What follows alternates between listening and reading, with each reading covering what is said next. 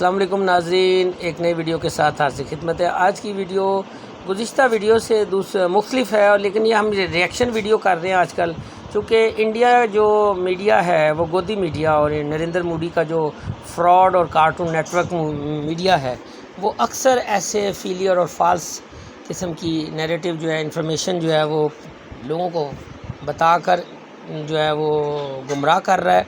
और उसके साथ साथ वो ना सिर्फ एक ऐसा नैरेटिव बिल्ड कर रहा है जिससे वो शायद अपनी फेस सीविंग करना चाहता है।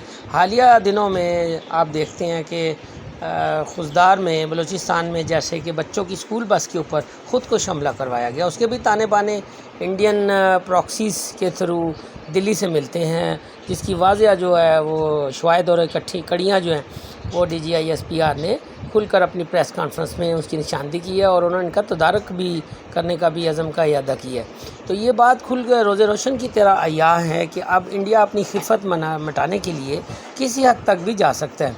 तो उन्होंने ये भी वाज़ह तौर पे कहा कि 24 करोड़ आवाम का पानी रोकना एक पागलपन होगा। और दूसरी तरफ वज़ीर-ए-आज़म साहब पहले ही क्लियर कट कह चुके हैं कि पाकिस्तान का जो लाइफ लाइन है, दरियाओं का जो पानी अगर रोका गया तो ये ऐलान जंग तस्वर किया जाए। अब आगे देखें, फ़ज़ाई जो इंडियन पाकिस्तान का जो एयरफील्ड है उसको बंद कर दिया, उसको तोसी कर दी गई है। उसमें तमाम कमर्शियल और लीज़ पर लिए गए या कॉन्ट्रैक्टी या शराकत किस्म के प्लेन्स जो हैं, फिर इंडियन मिलिट्री के जो प्लेन्स हैं उसके ऊपर पाकिस्तान की जो एयरफील्ड को इस्तेमाल नहीं कर सके, उसमें तोसी कर दी गई है। तो आज की जो वीडियो है ये इसमें बहुत सारी पहलू मैं आपको खुल के बताऊँगा। एक तो ऑफ द स्क्रीन की जो रिएक्शन वीडियो है उसमें आप देखें कि इंडियन एक एनालिस्ट है, ब्रेव एनालिस्ट जो बड़ी डिटेल के साथ इसका बरमला एतराफ़ कर रहा है कि जनाब वो अपना जो कुछ भी हुआ है, हिंदुस्तान के ऊपर जो अटैक हुए हैं, हिंदुस्तान का बहुत सारा नुकसान हुआ है, कोई तो है जो बहादुरी के साथ। देखिए, एक फितरी बात है कि आप जब किसी मुल्क के साथ फ़ौज कशी करते हैं या उसके ऊपर अपनी ताकत चढ़ाने की कोशिश करते हैं, तो उसके बाद जब आपको जवाब मिलता है तो उस जवाब को एक मुल्क जो पहले से बर्दाश्त कर रहा है आपकी वो तमाम हरकतें वो जो आपने की हैं, तो वो सब कुछ आइए वीडियो उसमें एक स्टेप और एडेड हो जाता है, गाइडेड बाय सी। फर्दर ये आर्टिकल बताता है कि ये जो beyond visual range combat ability है ये है particular game changing in the air combat mode. Particular article देखिए प्रिंट का, ये है 20 मार्च 2025 का, 2 महीने पहले का। ये बताता है कि पाकिस्तान के पास है 9+4 13 सच सिस्टम्स जो राउंड द क्लॉक सर्वेलेंस में उसको मदद करते हैं, और ये बताता है कि इंडिया के पास ऐसी पर्टिकुलर कैपेबिलिटी नहीं है। ये पर्टिकुलर आर्टिकल देखिए इकोनॉमिक टाइम्स का, ये है फरवरी 2024 का। ये बताता है कि outnumbered by Pakistan and China, India wants more eyes in the sky and more of these early warning systems। ये जो AWACS सिस्टम है, ये पर्टिकुलर आर्टिकल बताता है कि इंडिया के पास है 3 पर्टिकुलर सिस्टम्स और पाकिस्तान के पास है 11+1 12 एंड चाइना के पास है 30। तो आप इमेजिन कर सकते हो कि ये जो पर्टिकुलर टेक्नोलॉजी है जो आपको एक्चुअली बताती है positions of the aircrafts in the air, ये इंडिया के पास एक्चुअली इट सीम्स लैकिंग था।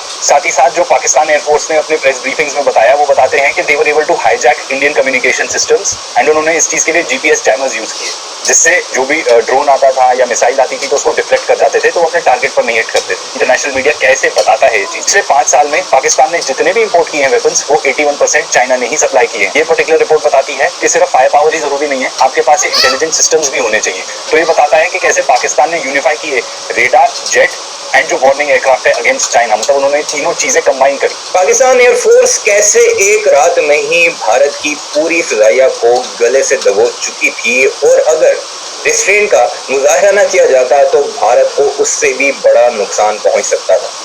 आज की इस वीडियो में आपको भारत के ही एक सहाफी की जुबानी वो पूरी डिटेल बताएंगे जो आप जरूर सुनना चाहते हैं। पाकिस्तान की जो मिलिट्री लीडरशिप ने बाकायदा प्रेस कॉन्फ्रेंस की, उसमें भी उन चीज़ों का हवाला दिया गया, लेकिन हमारे पड़ोसी उसको मानते नहीं थे, और अब जब उनके अपने ही अंदर से लोग निकलकर उस बात को मानना शुरू हो चुके हैं, उस पर इत्तेफाक करना शुरू हो चुके हैं, इवन आर्टिकल्स लेकर आ रहे हैं कि दुनिया ये मान रही है कि पाकिस्तान एयरफोर्स को एज था और उसने हमें गले से दबोच लिया था, और यही वो वजूहत हैं जिसकी वजह से आपको बाद में भारत की एयरफोर्स बिल्कुल इनएक्टिव नजर आई। पूरे के पूरे कॉन्फ्लिक्ट में सिर्फ मिसाइलों की जंग होना शुरू हो गई, क्योंकि उन्हें पता था कि पाकिस्तानी ताक में बैठे हैं, जैसे ही जहाज उड़ेगा वो तबाह हो जाएगा।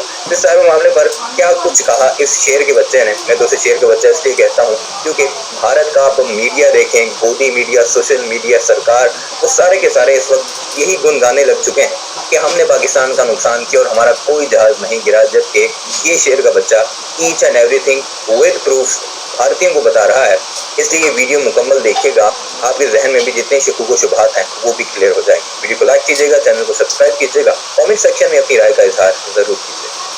इंडिया पाकिस्तान के 90 घंटे की कॉन्फ्लिक्ट में ही, जो कि एक इनफैक्ट क्राइसिस ही था, इतनी एस्केलेट हो गई चीजें कि 2 न्यूक्लियर आर्म स्टेट्स एक दूसरे का एकदम गला ही पकड़ लिया। इतनी ज्यादा एस्केलेट हो गई कि एक थर्ड पार्टी को इन्वॉल्व होना पड़ गया। जब मैंने एक्चुअली पढ़ा कि हुआ क्या, तो मैं तो उस रात सोया ही नहीं टेंशन के मारे। तो हमने सोचा कि भाई एक एग्जामिन करी जाए कि हम क्या क्या चीजें सीख सकते हैं। देखिए, हम ये तो जानते ही है कि इंडिया है 5th बिगेस्ट जीडीपी, पाकिस्तान है 45th। हमारा जो डिफेंस बजट है वो है more than $80 billion compare to around 10 billion of Pakistan. There is no doubt कि हम बड़ी इकोनॉमी है, हमारी बड़ी मिलिट्री है, एब्सोल्युटली नो डाउट। पर ऐसी कुछ तो चीजें हो सकती हैं जो हम सीख सकते हैं इस पूरे कॉन्फ्लिक्ट से। एक डिस्क्लेमर देना चाहता हूं कि भाई हमें तो लगता है कि जो एक समझदार इंसान है वो अपनी वीकनेस समझना चाहता है और दूसरों की स्ट्रेंथ समझना चाहता है। यहाँ पे ऑफ कोर्स कुछ लोग होंगे जो इस बात पे भी गाली दे देंगे आपको, पर भाई हम तो ये मानते हैं कि हमारी ऑडियंस समझदार है। देखिए, मैं कोई एक्सपर्ट तो हूं नहीं, पर जो भी एनालिसिस करके मुझे चीजें मिली, मुझे लगा मुझे आपके साथ शेयर करनी चाहिए। तो सबसे पहले तो role of technology in modern day warfare, tanks, infantry, ये ऑनेस्टली आज के डेट में उतनी ज्यादा मैटर नहीं करती जितनी ज्यादा मैटर करती है ड्रोन्स, आपका एयर डिफेंस सिस्टम, आपका सिस्टम जो कम्युनिकेशन का है जो आप यूज कर रहे हो, आप कैसे हैक कर सकते हो अपोनेंट के उस सिस्टम को। एंड आई थिंक अब ये बात तो अबंडेंटली क्लियर है कि इंडिया पाकिस्तान से अकेले नहीं लड़ रहा था। पाकिस्तान के अलावा वो लड़ रहा था चाइनीज वेपन्स के साथ विद द चाइनीज सपोर्ट, भले ही वो साइबर वॉरफेयर में हो या सर्वेलेंस में हो, जिसके बारे में अभी हम बात करेंगे। तो सबसे पहले तो बात करते हैं कि चाइना का जो मिलिट्री टेक उसने प्रोवाइड किया है पाकिस्तान को, उसके बारे में इंटरनेशनल मीडिया क्या कह रही है। ये जो चाइना की चेंगडू एयरक्राफ्ट कंपनी है जो उनके एयरक्राफ्ट बनाती है, मिलिट्री एयरक्राफ्ट, उसके शेयर प्राइसेस 40% बढ़ गए ड्यूरिंग दिस टाइम। ये पर्टिकुलर आर्टिकल ये भी बताता है कि जो भी आर्म सप्लाई करे हैं चाइना ने, ये प्रोबेबली फर्स्ट इसका रियल टेस्ट हुआ इस पर्टिकुलर कॉम्बैट। चाइना ने पिछले 40 साल से एक भी वॉर नहीं लड़ी है, पर उन्होंने बहुत ही फटाफट अपने आर्म फोर्सेस को मॉडर्नाइज किया है नए टेक के साथ। पिछले 5 साल में पाकिस्तान ने जितने भी इंपोर्ट किए हैं वेपन्स, वो 81% चाइना ने ही सप्लाई किए हैं। चाइना और पाकिस्तान ने मिलकर जॉइंट मिलिट्री एक्सरसाइजेस भी की हैं एयर, सी एंड लैंड में। ये बहुत इंटरेस्टिंग है देखना कि इंटरनेशनल मीडिया कैसे बताता है ये चीज। सबसे पहले वो बता रहे हैं कि भाई पाकिस्तान के लार्जली जो आर्म्स है वो तो चाइना से आते हैं और इंडिया के जो वेपन्स हैं आधे वो लेते हैं यूएस और उसके एलाइज से।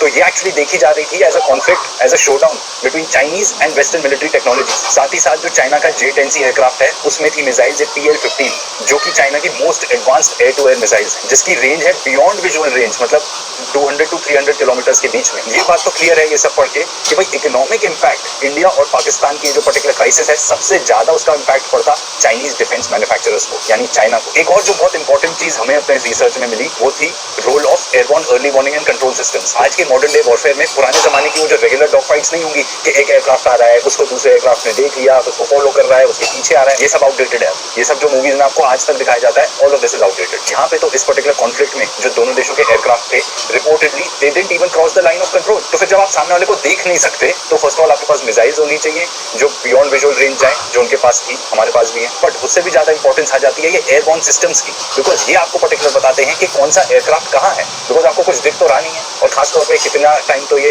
रात में हो रही थी, तो you can not see anything. तो आपको रेडार्स ही बताएंगे कि भाई कौन सा एयरक्राफ्ट कहाँ है। हिंदू के इस पर्टिकुलर आर्टिकल को देखिए, ये है अक्टूबर 2024 का।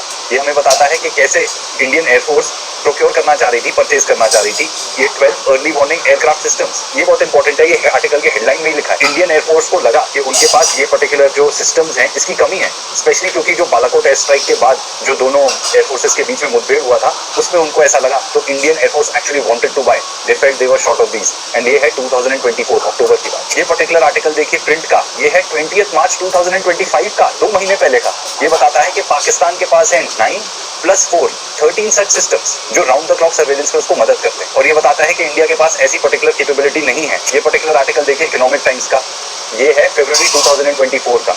ये बताता है कि outnumbered by Pakistan and China, India wants more eyes in the sky and more of these early warning systems, ये जो AWACS सिस्टम है। ये पर्टिकुलर आर्टिकल बताता है कि इंडिया के पास है 3 पर्टिकुलर सिस्टम्स और पाकिस्तान के पास है 11 + 1 12 एंड चाइना के पास है 30। तो आप इमेजिन कर सकते हो कि ये जो पर्टिकुलर टेक्नोलॉजी है जो आपको एक्चुअली बताती है positions of the aircrafts in the air, के ओपोनेंट का एयरक्राफ्ट कहाँ पे है, ये इंडिया के पास एक्चुअली इट सीम्स लैकिंग था according to all of these articles. फिर कोई और रिसर्च करी हमने तो हमें मिला है साउथ चाइना मॉर्निंग पोस्ट का ये आर्टिकल।